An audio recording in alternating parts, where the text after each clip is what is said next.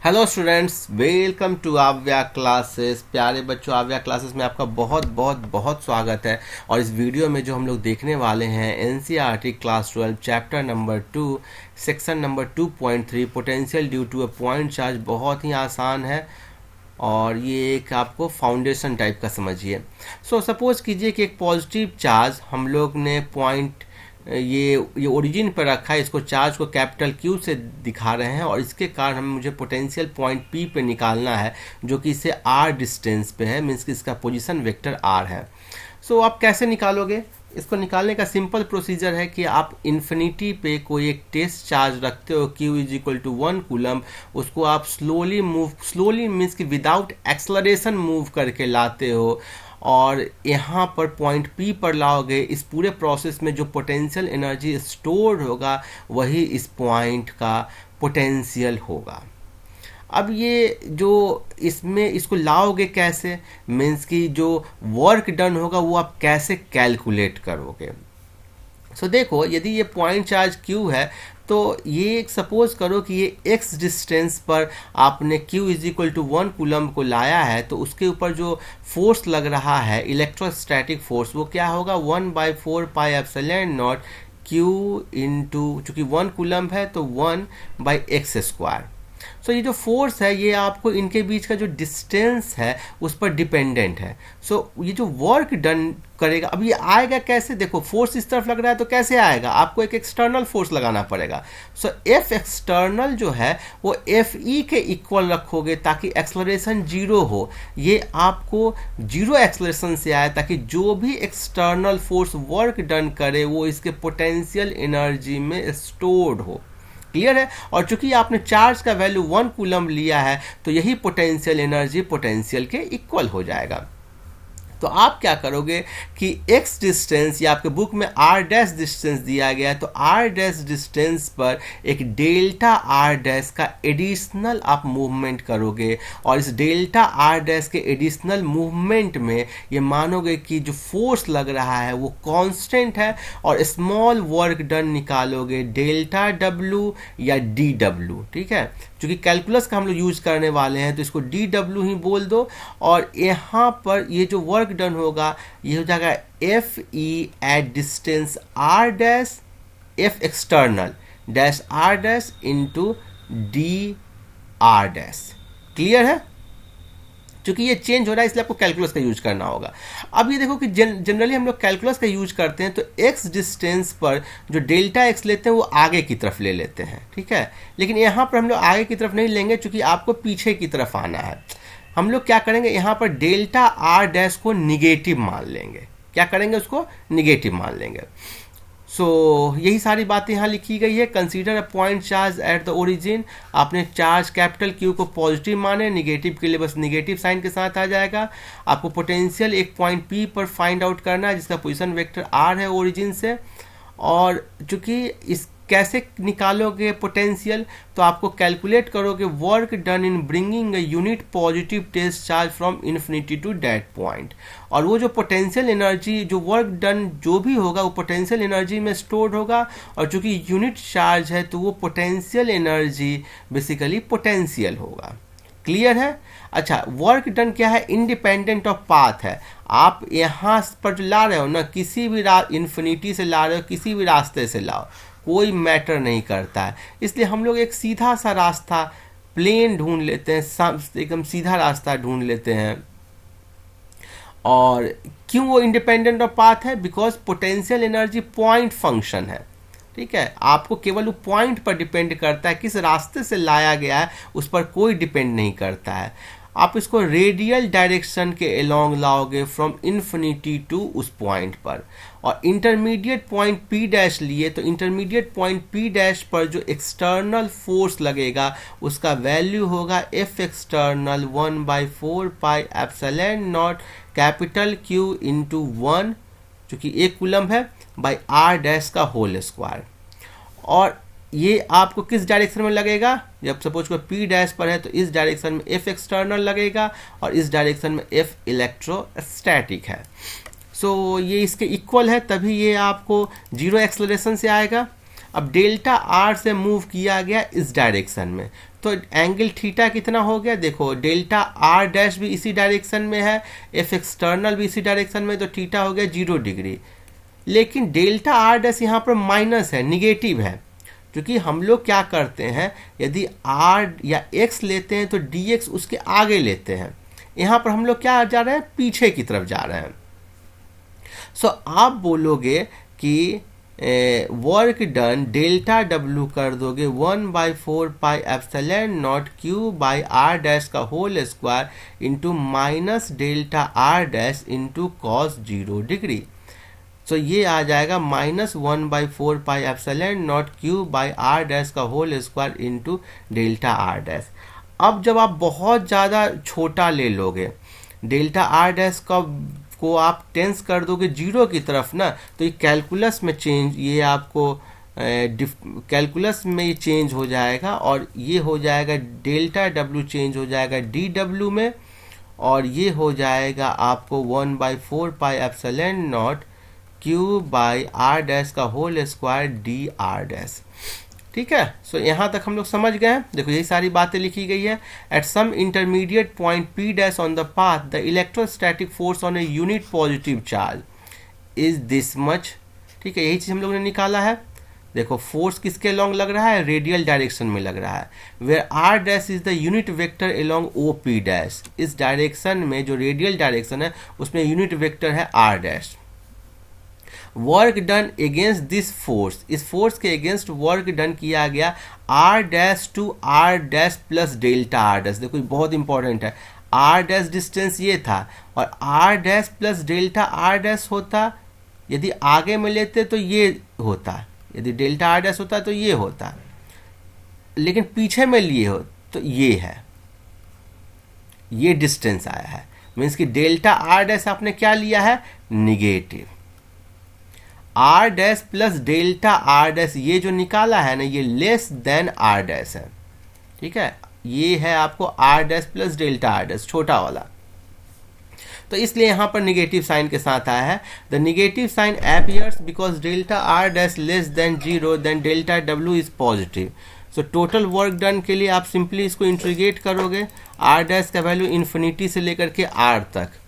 सो इसको infinite work हो जाएगा 0 टू डब्ल्यू, और इसको इन्फिनिटी से आर तक कर दोगे, बिकॉज आपको क्यू चार्ज का किस पॉइंट से किस पॉइंट तक करना है। देखो ये जो क्यू चार्ज है ना, आपको पॉइंट आर तक निकालना है। सो इन्फिनिटी से लेकर के आर तक इसको ले आए। सो हम लोग यही चीज़ कर लेंगे। अब देखो ये बहुत आसानी से सॉल्व हो जाएगा। -1/4πε0 क्यू बाहर निकाल दो, 1/1 R dash whole square D R dash. और आपको मालूम है कि 1/r dash D are dash का इंटीग्रेशन होता है -1/r डैश।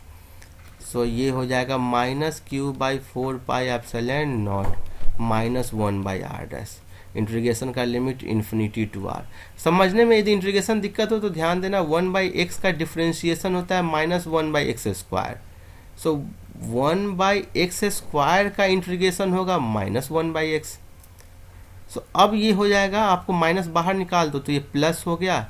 सो q/4πε0 1/r minus 1/∞। r dash का वैल्यू आप पहले r रखोगे फिर इन्फिनिटी रखोगे। सो हो गया q/4πε0 r। सो यही निकल के आ गया। सो thus by definition is the potential at point charge due to capital Q is VR q/1/4πε0 r। ये आप बिल्कुल फॉर्मूला को याद कर ली, बहुत इंपॉर्टेंट फॉर्मूला है। 4πε0 r क्यू चार्ज के कारण आएगा तो क्यू न्यूमरेटर में रहेगा, आर डिस्टेंस पर रहेगा तो आर डिनोमिनेटर में रहेगा। अब यहाँ पर आपको इस फिगर में दिखाया गया है, एक इलेक्ट्रिक फील्ड का कर्व दिखाया गया और एक इलेक्ट्रिक पोटेंशियल का कर्व दिखाया गया है। सो इलेक्ट्रिक फील्ड के लिए 1/4πε0 q/r² होता है पॉजिटिव चार्ज के लिए, निगेटिव चार्ज के लिए होता है -1/4πε0 q/r²। पोटेंशियल होता है 1/4πε0 q/r और इधर होता है -1/4πε0 q/r। सो देख रहे हो इलेक्ट्रिक फील्ड 1/r² का डिपेंडेंस है और पोटेंशियल 1/r का डिपेंडेंस है। इनका इंटरसेक्शन पॉइंट या इक्वल पॉइंट कहाँ पर होगा, जब r का वैल्यू 1 होगा। r का वैल्यू 1 से बड़ा के लिए न्यूमरेटर ये इलेक्ट्रिक फील्ड का क्या हो जाएगा, बड़ा हो जाए, सॉरी डिनोमिनेटर इलेक्ट्रिक फील्ड का बड़ा हो जाएगा। मीन्स जब r ग्रेटर देन 1 ले लिए तो इलेक्ट्रिक फील्ड क्या हो जाएगा, लेस देन इलेक्ट्रिक पोटेंशियल हो जाएगा। क्यों, चूंकि इसके डिनोमिनेटर में r स्क्वायर का टर्म है, इलेक्ट्रिक फील्ड के डिनोमिनेटर में r स्क्वायर का टर्म है, तो इसलिए ये नीचे आ गया। और 1 से कम में इलेक्ट्रिक फील्ड का, जैसे आप ले लिए 1/2 ले लिए, तो डेफिनेटली इलेक्ट्रिक फील्ड का वैल्यू आपको इलेक्ट्रिक पोटेंशियल से ज़्यादा होगा, इसलिए ऐसा कर रहा है। और 1 पर इन दोनों का वैल्यू इक्वल होगा। सो मेरे ख्याल में इसमें दिक्कत नहीं होना चाहिए आपको, ठीक है। निगेटिव चार्ज के लिए बस एक निगेटिव साइन आएगा। सो यही सारी बातें लिखी गई है। अच्छा, ये निगेटिव क्यों आया, क्योंकि जब आप निगेटिव चार्ज ले लिए, ठीक है, देखो पर यूनिट पॉजिटिव चार्ज, देखो यदि आप सपोज करो कि हम -q लेते, ठीक है, ओरिजिन पे, और यहाँ पर -q चार्ज है, यहाँ पर से कोई एक positive charge q is equal to 1 coulomb unit positive charge को लाना चाहते, तो ये तो ऑटोमेटिकली आना चाहेगा। इसको आने के लिए आपको कोई फोर्स नहीं लगाना है, ऑटोमेटिकली आना चाहेगा।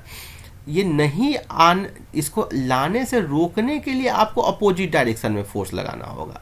मीन्स कि यदि इसको आपको इन्फिनिटी पे लेकर जाना है तब फोर्स लगाना पड़ेगा। एक्सटर्नल फोर्स जो इसके अपोजिट डायरेक्शन में कर रहा है वो आपको निगेटिव वर्क कर रहा है, इलेक्ट्रोस्टैटिक फोर्स पॉजिटिव वर्क कर रहा है। जस्ट पिछला वाला जो केस देखे थे उसका अपोजिट वे में समझो।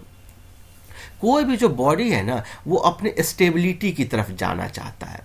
आपको यदि समझने में दिक्कत है तो इस फिगर से मैं समझाता हूँ। सपोज करो कि ये एक बॉल है जो कि एक टेबल पर रखा गया है, और इसको समझो कि इन्फिनिटी का पॉइंट है जहाँ पर पोटेंशियल एनर्जी 0 है, ठीक है। अब ये वाला जो पॉइंट है, ठीक है, यहाँ पर बॉल है, ये इन्फिनिटी पे है, और यहाँ पर आप लाए पॉजिटिव चार्ज के केस में तो वर्क डन एक्सटर्नल को करना पड़ा। mg नीचे लगा रहा था, सो एक्सटर्नल को करना रख रहा, और इस कारण से यहाँ पर पोटेंशियल एनर्जी ग्रेटर देन 0 हो गया। मीन्स कि पोटेंशियल आपको ग्रेटर देन 0 हो गया। ये वाला जो था पॉइंट यहाँ पर, इसमें ऑटोमेटिकली बॉल नीचे आना चाह रहा है और इस पॉइंट पर आना चाह रहा है। इस पर आपको ऊपर की तरफ फोर्स लगाना पड़ेगा। सो यहाँ के लिए पोटेंशियल एनर्जी क्या हो जाएगा, आपको पोटेंशियल एनर्जी इस पॉइंट के लिए निगेटिव हो जाएगा, क्योंकि ये ऑटोमेटिकली जो कंजर्वेटिव फोर्स है, जो इलेक्ट्रोस्टैटिक फोर्स है, वो वही इसको यहाँ तक लाना चाहता है। क्लियर है। सो यही सारी बातें लिखी गई है। This is equivalent to saying that work done by electrostatic force in bringing the unit positive charge from infinity to that point P is positive. So I think अब इसके एग्जाम्पल नंबर 2.1 देख लेते हैं। बहुत ही आसान है। Calculate the potential at point P due to charge of 4 × 10⁻⁷ coulomb located 9 centimetre away. So R का वैल्यू 9 सेंटीमीटर दिया गया, इसको मीटर में चेंज कर देना होगा, और 1/4πε0 का वैल्यू कितना होता है, 9 × 10⁹। सो 9 × 10⁹ चार्ज का वैल्यू दिया गया है, बट R का वैल्यू कितना है, 9 सेंटीमीटर, सो 0.09 मीटर। इसको सॉल्व कर दोगे तो ये आ गया। Hence obtain the work done in bringing a charge of 2 × 10⁻⁹ coulomb from infinity two point P। So work done क्या हो जाता है, वर्क डन आपने देखा है जो पोटेंशियल एनर्जी में स्टोर्ड होता है। आप ध्यान दो, बहुत इंपॉर्टेंट कंसेप्ट है। वर्क डन होता है Q × V, ठीक है। पोटेंशियल एनर्जी होता है Q × V, जहाँ V क्या है, पोटेंशियल। सो आपने पोटेंशियल निकाल लिया। इन्फिनिटी पे कोई पार्टिकल है तो उसका पोटेंशियल क्या है, 0। यहाँ पर पॉइंट P पर आया जहाँ पर पोटेंशियल का वैल्यू 4 × 10⁴ है, तो यहाँ से यहाँ तक चार्ज को लाने में जो वर्क डन होगा वो Q × V - 0 होगा। सो ये हो गया, आपको Q का वैल्यू डाल दो और V का वैल्यू डाल दो और आंसर आ जाएगा। पूछ रहा है does the answer depends on the path along which the charge is brought. So नहीं, पोटेंशियल आपको एक पॉइंट फंक्शन है, ठीक है, वो बस पॉइंट टू पॉइंट डिपेंड कर रहा है। इस पॉइंट से यहाँ तक आप कैसे भी लाओ उससे मतलब नहीं है, वर्क डन हर हालत में सेम होगा। हम लोग ये चीज़ देख चुके हैं, ठीक है। क्यों? क्योंकि इलेक्ट्रोस्टैटिक एक कंजर्वेटिव फील्ड है। So no work done will be path independent. Any arbitrary infinitesimal path can be resolved into two perpendicular displacement. कोई भी पाथ ले लिए, ये पाथ ले लो, इसको दो कंपोनेंट में बांट सकते हो, इसके अलोंग और इसके अलोंग। सो ये इसके अलोंग जो गया ना, वो वर्क डन आपको क्या हो जाएगा? 0। क्यों? क्योंकि आप देख रहे हो फोर्स है इस तरफ और वर्क डन हो गया, डिस्प्लेसमेंट है इस तरफ। सो ये आपको क्या हो जाएगा? थीटा हो जाएगा 90 डिग्री। सो यही बोल रहा है, one along R and one perpendicular to R, the work corresponding to latter will be 0। So मेरे ख्याल में समझ गए होगे, कुछ नहीं था, बहुत ही आसान टॉपिक था। सो आई एम श्योर आपको वीडियो बहुत अच्छा लगा होगा, और ऐसे ही वीडियो के लिए मेरे चैनल को सब्सक्राइब करें। Keep watching, happy learning, thank you.